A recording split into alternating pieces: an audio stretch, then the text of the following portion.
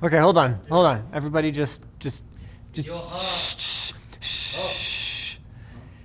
In your heart, you already know the tech news, but I'm gonna read it to you for fun. There's been a lot of buzz around the new RTX 3000 series graphics cards, but we just got some news about some other Nvidia GPUs that would have been called Quadro and Tesla if Nvidia wasn't apparently retiring both of those names. Yep, the new Nvidia RTX A6000 and A40 are a couple of sleek-looking cards intended for professional and workstation or enterprise use with no Latin-sounding or automotive-sounding sub-brands attached to them at all. Although they have the same GA102 GPU as the RTX 3080 and 3090, these pro-level cards come with a whopping 48 gigabytes of VRAM. Oh my! And interestingly, the A40 variant is going to be passively cooled so it can be used in high-density environments like data centers. Images show lots of metal fins coming off of the card itself, though it's not clear exactly what prompted Nvidia to axe the Quadro and Tesla names, or if they're gonna replace them with something else. My suggestion is ocho. It sounds twice as good. Math. Hey. Math joke. Apple's involved in another lawsuit, this time against a Canadian contractor for selling iStuffs without permission. Apparently the contractor in question, Jeep, was supposed to, Geep? I don't know, how do you pronounce that? Doesn't matter. They were supposed to take apart and recycle Apple Watches, iPads, and iPhones, but instead, over 100,000 of these devices were resold. While the contractor does not deny that the gadgets were improperly sold, it claims that a handful of employees stole the equipment for personal gain and that their actions were not approved by the company. It wasn't me. Totally. Apple says that it's concerned about old, unsafe products ending up in the hands of consumers, which can be a safety hazard.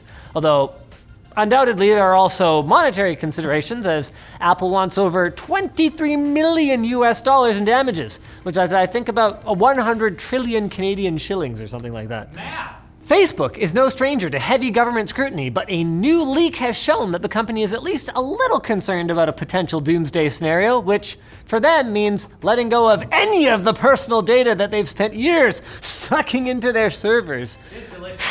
Oh. According to the Wall Street Journal, an internal Facebook document contains a plan for how the social media giant would defend itself if it were ordered to spin off Instagram and WhatsApp, which have been huge moneymakers for them.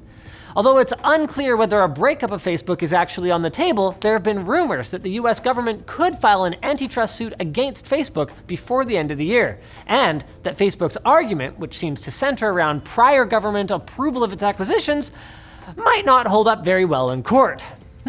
Maybe we could all, pool our pocket money together and buy Instagram. I don't want it. Personally, I'm waiting for the spin-off so that they can have a Beyblades battle. Stop. Get it? Stop that. Now it's time for the Creek Beats, brought to you by Private Internet Access VPN, which lets you mask your IP and encrypt your traffic. PIA offers over 12,000 servers in dozens of countries, and they have no bandwidth caps. PIA is configurable and has a kill switch to keep you in control. When combined with private browsing, PIA can make websites and online services think you're in a different country, and you can connect up to 5 devices at once, be they Windows, Mac, Android, iOS, or Linux. So try it out at the link below with a 30-day money-back guarantee. Creek Beats. Have you ever tried them? Juicy. They're delicious. AMD Ryzen continues to gain market share against Intel, as last month's Steam hardware survey shows that AMD processors are now found in over 1/4 of all Steam users' rigs. This marks over a 3% increase since May, and it'll be interesting to see how this number moves once Zen 3 is released.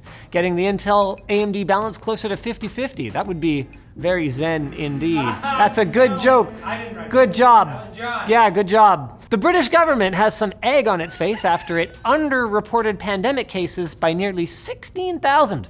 Apparently, the oversight was due to an issue with Microsoft Excel. The spreadsheet program can only display 2 to the 20 or 1,048,576 rows. Anything after that will get cut off, hence the missing cases. And yet another example of how productivity software continually finds new ways to frustrate us. Hey, if you're worried that Cyberpunk 2077 might get pushed back again, you can breathe a sigh of release. Haha! As CD Projekt Red has announced, the game has gone gold, meaning that it's mostly bug-free, probably, we hope. The game is on track to be released on November 19th, so you won't have to wait too much longer to get your Keanu fix without rewatching the replacements for the 20th time. Only the 20th? I love that movie. Spotify's search function is adding a useful new feature. Punching in a song's lyrics will now bring up a list of matching tracks.